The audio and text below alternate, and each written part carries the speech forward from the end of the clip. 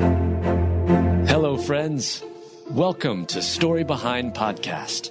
This is the show for people who love hearing a good story and who believe the world could use more positivity.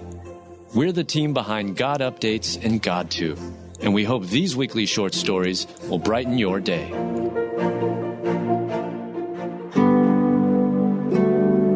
Hundreds of former students return to school for longtime teachers' touching send-off. Written by Julie Provost, read by Julie Provost. Former students return to their alma mater for all sorts of reasons, but on one very special day, more than 300 former students came back to La Salle College High School for the sweetest reason. Joe Salomero, or the man known as Mr. C, is an 83-year-old director of the Performing Arts Department at the Boys La Salle College High School outside of Philadelphia. He's been there for 54 years, and it's now time for him to retire. When his former students heard the news, now professional musicians, they came together to be conducted by him one last time. What a way to honor a former teacher. You can't help but compare this to Richard Dreyfuss' movie Mr. Holland's Opus from the 1990s. In this movie, the music teacher's former students come back together with his current students and greet him with a standing ovation. They then go on to perform with him one last time. More than 300 of Mr. C's former students returned to the school for this event. This included Hugh Pinero from the class of 1982.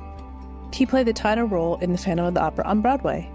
Further on in the video, Inside Edition interviews Frank DeLia, a former student, to return, and Mr. C. Frank says, "When we walked into his band room, it didn't matter if you were a star of the local football field, star on the basketball court. We walked in, we picked up our instruments, sat down at the piano, and we were all one." The interviewer then asks Mr. C what made him a great teacher. He responds, "My love of it." A simple statement, but a powerful one. As someone in the comments said, "I'm not crying, so lovely. He must have been a great teacher for 300 of former students to come back for this day." When former students want to celebrate a teacher, you know that that teacher has made a difference in their community. Mr. C is one of those teachers. "I will instruct you and teach you in the way which you shall go. I will guide you with my eye." Psalms 32:8.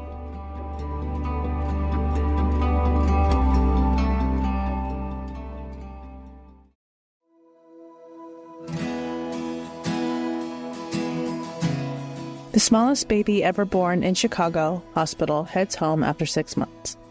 Written by Adam Staten, read by Julie Provost. The smallest baby ever born in a Chicago hospital has gone home after 6 months. Children are one of the Lord's biggest blessings. Becoming a parent and welcoming a child into your life will forever change you and how you view the world. Things that seem like a big deal will be less critical when you are entrusted with taking care of little ones. However, every pregnancy is different and has its own complications and precautions. A team of dedicated doctors and nurses will guide and support that mother and father-to-be through the process. But there are limits to what those medical professionals can do. And sometimes the Lord will have to come in and perform a miracle or two. Nyla Howard was born at just 22 weeks. A YouTube clip describes her as a micro-preemie. Her lungs were underdeveloped, her skin was still translucent, and she weighed as much as a can of soup. The child was delivered so early because her mother had been diagnosed with preeclampsia. The clip adds that little Nyla was only given a 10% chance of surviving. But that precious little child beat the odds, and she is now at home with her parents, having left the hospital after 6 months. She left the medical facility weighing in at 10 pounds. One of the doctors on the child's team said she came out crying, calling her a fighter right from the start. Nyla's mother is thankful for her little miracle baby. "I just don't have the words, in all honesty," Nyla's mother said. "We're just super grateful that she's here. She's healthy and she's doing amazing." Psalm 139:14. "I will praise you, for I am fearfully and wonderfully made. Marvelous are your works, and that my soul knows right well."